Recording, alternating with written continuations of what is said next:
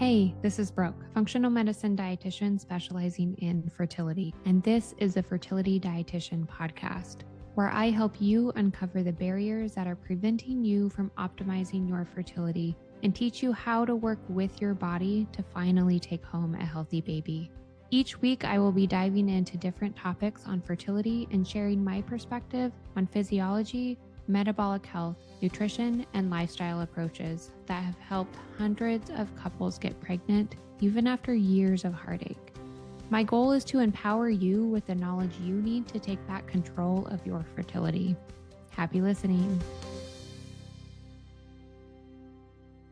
Hey friends, and welcome back to the Fertility Dietitian podcast. If you've been hanging around here for a while, you know that we talk a lot about gut health and hormones and blood sugar and inflammation and nutrient status, just all the things that influence fertility. Today, we're going to back things up literally to the mouth because there's something that surprises a lot of couples. You can actually not fully optimize fertility without paying attention to oral health. I've been talking about this topic in relation to fertility for many years now, and it just deserves a place on the podcast. So what's happening in your mouth does not stay in your mouth. It directly influences systemic inflammation, our immune function, our hormone signaling, our sperm quality for men, implantation and pregnancy outcomes for women, and even miscarriage risk. And yes, this matters for both female and male fertility. Okay. So that's often surprising. When we think about oral health, we might be thinking about like the bacteria in our mouth and how it impacts overall microbiome or bacteria balance in our body, which is very true. It definitely trickles all the way down to sperm health, as well as impacting that whole uterine environment and even egg quality too. So today we're going to talk about how oral health connects to fertility in more detail. We're going to talk about gum disease and oral bacteria and what they're actually doing in the body and when they are present. And we're going to talk about why this matters for conception and pregnancy outcomes. So time to conception, as well as the health of the baby and the health of the pregnancy, is all impacted. And we also have to talk about signs that your oral health may need support, and then discuss very practical fertility-friendly oral hygiene and nutrition tips that are going to help keep your oral hygiene tip-top shape for fertility. So we often think of oral health as separate from the rest of the body, but biologically it's not. Your mouth contains a massive population of bacteria, highly vascular tissue in our gums, and direct access to our bloodstream. So really quickly, things like bacteria can get right into our bloodstream and impact our whole body systemically. This means that bacteria from the mouth really enter that circulation very easily, especially when the gums are inflamed or bleeding. And once those bacteria do enter the bloodstream, they can trigger that systemic inflammation, activate your immune response, disrupt hormone signaling, and impact distant tissues, including your reproductive tissues. Okay, this is why poor oral health has been associated with longer time to conception, decreased sperm quality, increased miscarriage risk, and pregnancy complications like preterm birth and preeclampsia.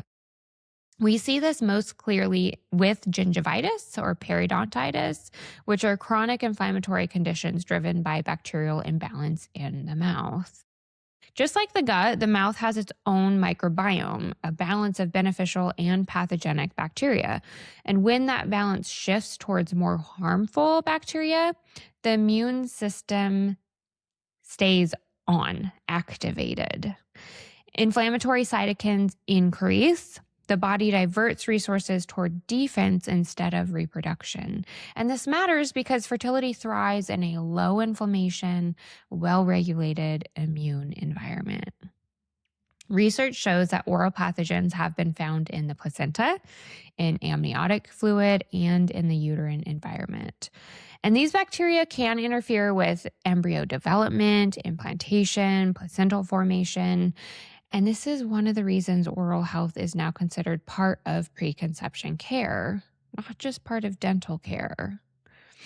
So let's talk about the guys for a second, because this is not just a female issue. Chronic oral inflammation has been associated with lower sperm count, reduced motility, increased oxidative stress, which just means reduced sperm quality as a whole, and higher DNA fragmentation in the sperm. So more DNA damage, which is absolutely going to contribute to longer time to conception and impact the health of that pregnancy, as well as the lifelong health of the future tiny human.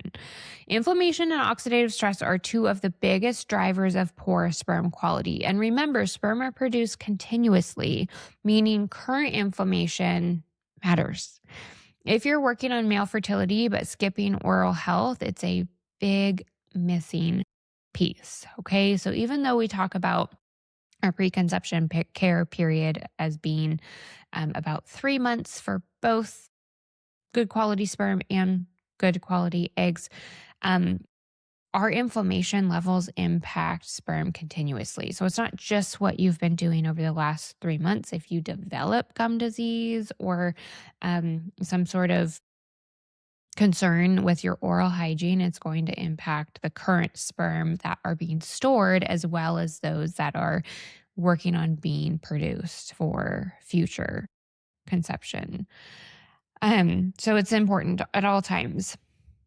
Some signs that are obvious that dental health is off, but other signs can be really subtle. So we want to pay attention to these red flags. Bleeding gums, even a little bit. Okay. So if you go without flossing for even a couple of weeks and then you're starting to floss again and you see bleeding gums, that is a sign of inflammation. That is a sign that there's a bacterial imbalance going on, leading to more systemic inflammation. Bad breath that doesn't go away with brushing is a definite red flag. Gum tenderness or recession, frequent cavities, mouth dryness, a metallic taste in your mouth are all red flags. Okay. So bleeding gums are not normal. They might be common, but we all know that common and normal are not the same thing. It is a sign of inflammation, and inflammation anywhere affects fertility everywhere, especially when we're talking about the mouth. Okay.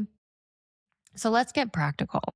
These are non-negotiable for preconception care. To take care of our oral hygiene is to take care of our gut health as well as our entire reproductive system. We want to be brushing twice a day, in the morning and before bedtime. So ideally, we're actually brushing before we're eating or drinking in the morning. Okay. We don't want to be like brushing after anything acidic that's harmful for our enamel and the health of our teeth. And even eating like certain acidic foods and brushing right after that is also going to be harmful for the enamel as well. Okay. And then before bed, because we don't want the food and everything sitting on our teeth and creating that plaque buildup, which can create damage to the teeth and the gums and just the whole bacterial environment as a whole. So don't skip nighttime brushing either. This is when the bacteria really love to thrive. Make sure you're flossing every day too. Brushing alone does not remove the bacteria between the teeth, and flossing actually is what reduces the gum inflammation and bacterial load significantly. Tongue scraping is really helpful too. The tongue holds a huge amount of bacteria, and a few gentle passes daily can reduce bad breath and microbial burden or imbalance.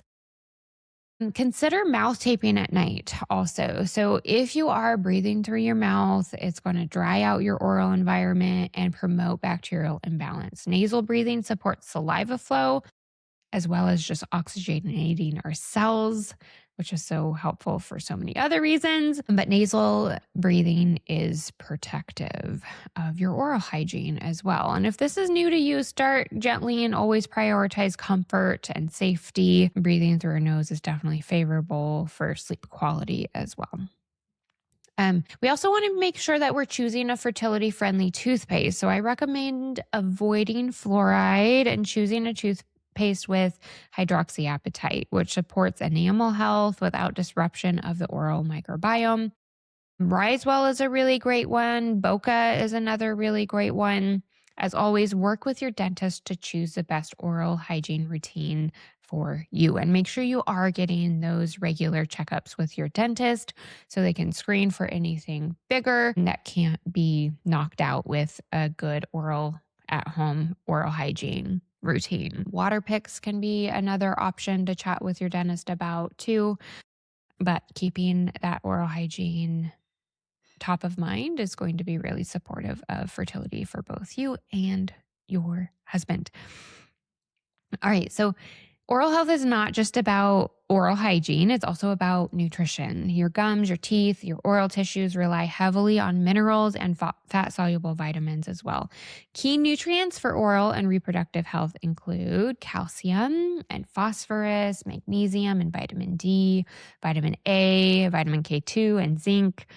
Low mineral status can actually impair the enamel strength and the gum integrity. Our immune defense in the mouth can be impacted negatively as well by nutrient deficiencies.